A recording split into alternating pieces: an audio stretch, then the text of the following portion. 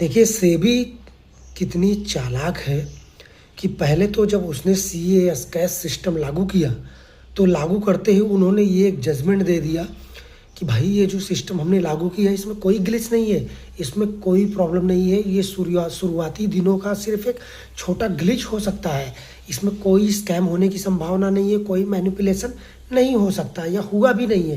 पहले तो उन्होंने उस चीज़ को माना ही नहीं, लेकिन धीरे धीरे धीरे धीरे जब रिटेल ट्रेडर ने इन सब चीज़ों के ऊपर विरोध करना प्रदर्शन कर दिया, ट्रेडिंग में बाइकआउट दिखाया, ये सब सारी चीज़ें दिखाई, तो भी उन्होंने नहीं माना कि भाई, उन्होंने ये आके प्रेस कॉन्फ्रेंस में बोला सेबी के जो चीफ थे कि भाई नहीं, ऐसा नहीं है, इसमें कोई ग्लिच नहीं है, कोई प्रॉब्लम नहीं है, कुछ नहीं है।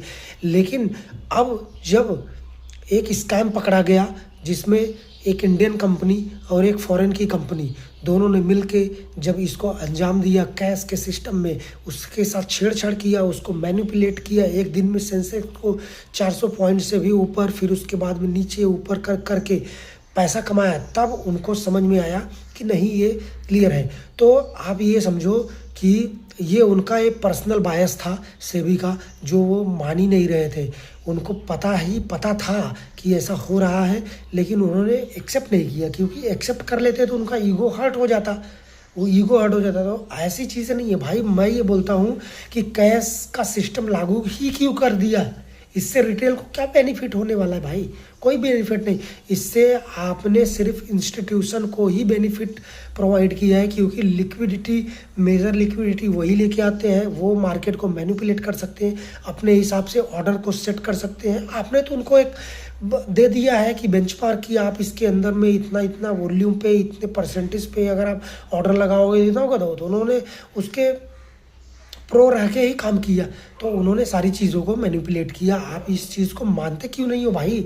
और इन सब चीज़ों को अगर आपको अमेरिका बनाना है, अगर आपको दूसरी डेवलप्ड कंट्री जैसी अगर आपको मार्केट डेवलप करनी है, तो ये तरीका सही नहीं है।